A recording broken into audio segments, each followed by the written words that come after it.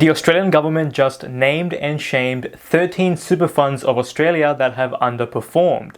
Now, this is very important and necessary because all of us are trusting our hard-earned money with these super funds, so hopefully they can perform on our behalf. And it seems like some of these super funds are absolutely not performing. They're actually underperforming APRA's benchmarks. So we're going to be diving into the tests that APRA did and also some of the consequences for these super funds. And then we're also going to be talking about some of the corporate language that these executives are using to kind of smooth talk their way out of this, which I think you guys absolutely need to know. So if you're new here, my name is Faizi and this channel is about finance and investing. Before we begin, as usual, this video is not financial advice. I'm not a financial advisor.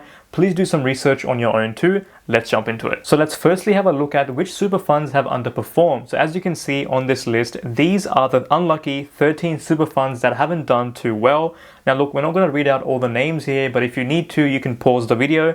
But some big names are on here like Commonwealth Bank and BT Super, which is an arm of Westpac. So some pretty big names on here, as you guys can see. Now, if we dive a bit deeper into this, and based on this AFR article, we can see that BT Super is actually the largest fund right here, with over 500,000 members and about $15 billion in funds under management. So this super fund is literally managing a lot of money, obviously, and all this money is underperforming, followed by Colonial First State, which is managing about $9 billion, and CommBank Group Super at about $5.6 billion.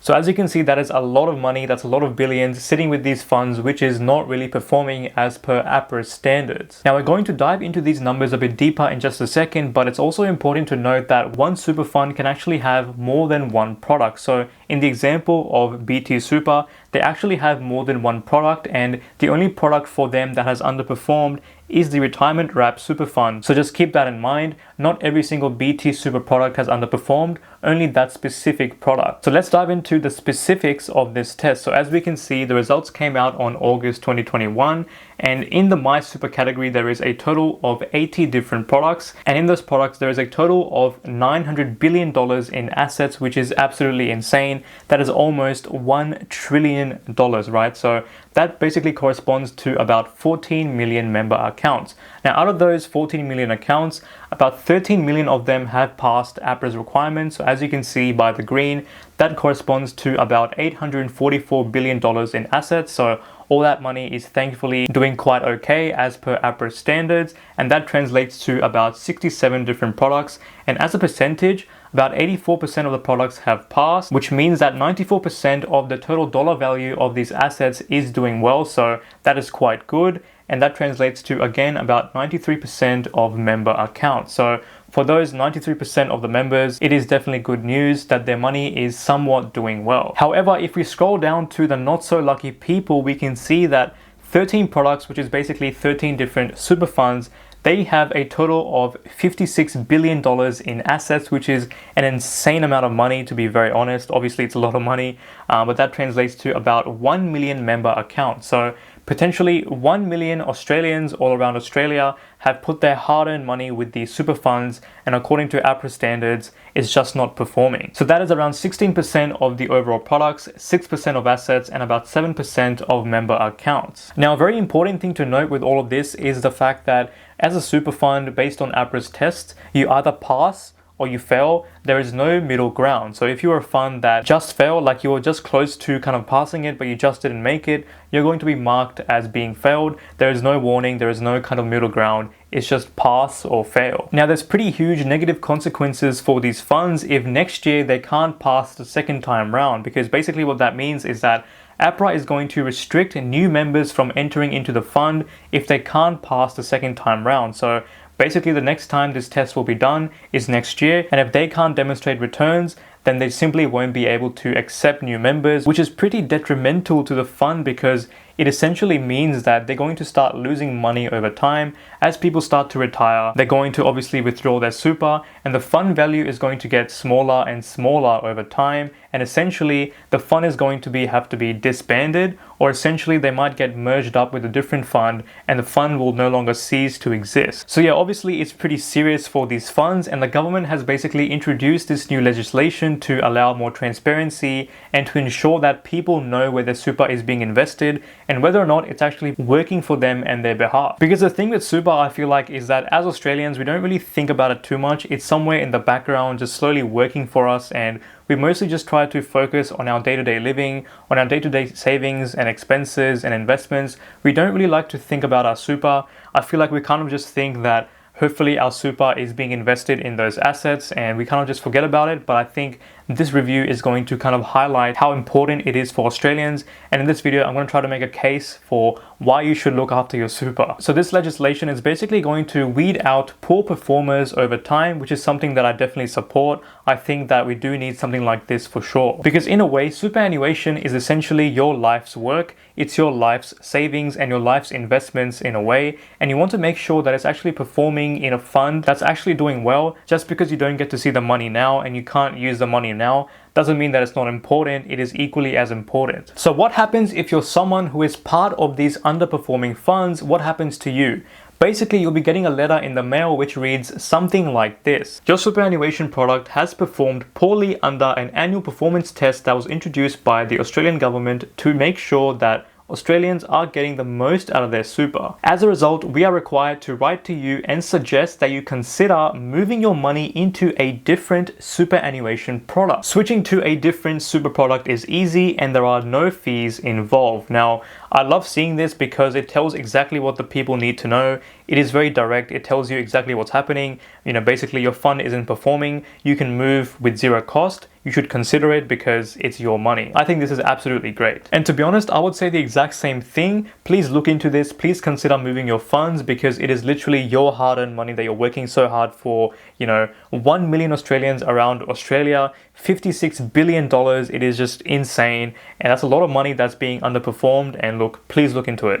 Now, look, I'm not telling you to move because I can't tell you what to do. It is not, financial advice, but do have a look at it in a very objective sense. Make sure that it makes sense. Make sure that you've looked into it and make the right decision for yourself because it is your money. Because the thing is, right, the Superfund representatives are going to be out there in the media basically talking about how they're making changes, how they're trying to do things better for their customers and they're trying to lower fees and whatnot. And look, it might be true, but I'm just telling you to obviously strongly consider it because it is your money. Do you really want to trust them for the second time? Oftentimes what they say is this typical corporate stuff, smooth talk with the media and stuff like that. So just keep that in mind. And one example that I want to give you guys is from the managing director of BT Super, who is Melinda Howes. Have a look at this. So she basically said that she supports the test, but pointed to the recent performance of BT's funds that returned around 25% last financial year. So basically, let me just translate that for you. So essentially, she's saying that she supports the test, which is absolutely great, but she's saying that don't worry about the fund that underperformed. Have a look at this fund, which has done so well. It's performed 25%. Just ignore this one. Just focus on this one. And basically, that's the sort of vibe that I'm getting. And it just makes me kind of think about why is there such a big discrepancy, right? If this fund has done 25% over the last year, why has this super fund not done too well? It doesn't really make sense. Why is there a big discrepancy? Surely if you've been working hard, you should be able to perform on both funds, in my opinion. Is there something that I'm missing here? So this is what I mean, right? You'll see lots of stuff like this. So all I'm saying is stay objective, be vigilant, don't be fooled by any of this kind of corporate stuff. Make sure to always do your research and look at things in a very factual and objective manner. Now, we're not done yet, there's more. We acknowledge the outcomes of the new industry annual superannuation performance assessment. The trustee has worked hard and invested heavily to improve member outcomes, and we are seeing the results of this in our recent performance.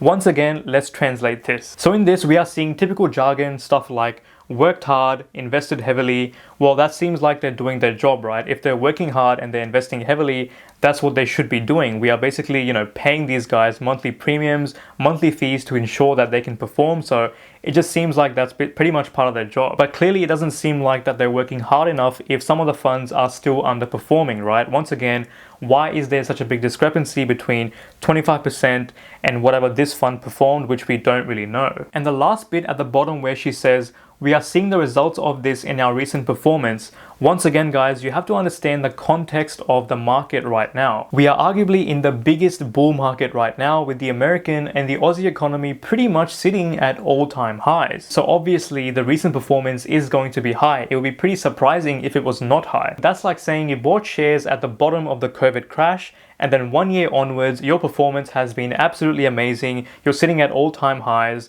Well, yeah, obviously you would expect that, right? You would expect your investments to perform really, really well after a crash. So it doesn't really make sense based on the comment. Of course, the performance is going to be pretty high. You wouldn't really expect anything less. Now, look, guys, I'm not trying to have a go at this person. Obviously, she has a very hard job to do. It is quite tough managing a big super fund like that. This is more to kind of highlight some of the language that you guys will see in the media or in the mail or whatever that you might see in the next couple of weeks or the next couple of months. So just make sure that you look out for this sort of language, look at things in a very vigilant and objective manner, and look at the facts and look at the context of what they're saying, because it is so important to not be fooled by stuff like this. Now let's look at some rough numbers according to ASFA, right? So basically at the moment, superannuation assets totaled $3.1 trillion in March 2021. Yes, trillion, that is literally 3,000 billion, just to give you guys some context, right? And just to show you guys the magnitude, 1 trillion has 12 zeros. So of course that is a lot of money that's only going to grow over time. And based on this AFR article, as you guys can see, superannuation is predicted to be worth $34 trillion in 2061. So that is not that far away in my opinion. And superannuation is basically going to kind of 10x from this point onwards based on some predictions. Okay, well, I guess it is pretty far away. It's literally 40 years from now, but you know, it is quite a large number and I got a bit carried away there. And in this article, they're saying that superannuation will be growing faster than the rate of GDP, which makes sense to me. So since it is a huge chunk of money and we're trusting these corporations with it, and this money is only going to grow over time, it is our responsibility to protect our money and to ensure that it's being invested in the right products that have reasonable fees and reasonable returns. Now, of course, superannuation does have a bit more stringent regulation around it in terms of what it can and cannot invest in and stuff like that. But I think personally, at the end of the day, it is still our responsibility to make sure that it's working for us in the long run. Now, the last thing that I want to say, guys, which basically reinforces everything that I've said in this video, is the fact that currently the average super balance for men at the age of 60 is $198,000. For females, it is $166,000. But to have a comfortable retirement, based on this table, you need roughly $415,000, which basically gives us a gap of about $200,000, which is definitely not good. So you can see that already right now, the superannuation total for men and women is definitely not enough to sustain them for the rest of their lives. And if it's being invested in products that aren't having good returns, that have high fees, it is going to be even more detrimental to us. And to basically add more insult to injury, if you want to call it that, the current life expectancy for Aussies is 84 years of age, which basically means that if you divide the $200,000 you will have at age 60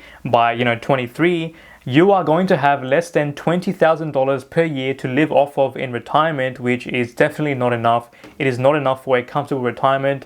Sure, you can survive on 20 grand, but it is not going to be a good retirement at all. So that is exactly why it is so important to look after your super, to make sure that it's being invested in the right products and it is not underperforming. Now at this point, I probably sound like a broken record, and look, I get it, but hopefully you can see how crucial it is to look after our super, and hopefully this video helps. Now, if you enjoyed this video, you might want to check out my video right here on compound interest. This video basically explains how it all works, and it also talks about how different rates of returns can actually influence how much money you have left at retirement. So I think it's pretty important. Check this video out, and guys, thank you so much for watching. Please like and subscribe, and I'll see you in the next one. Bye now. Now of course, superannuation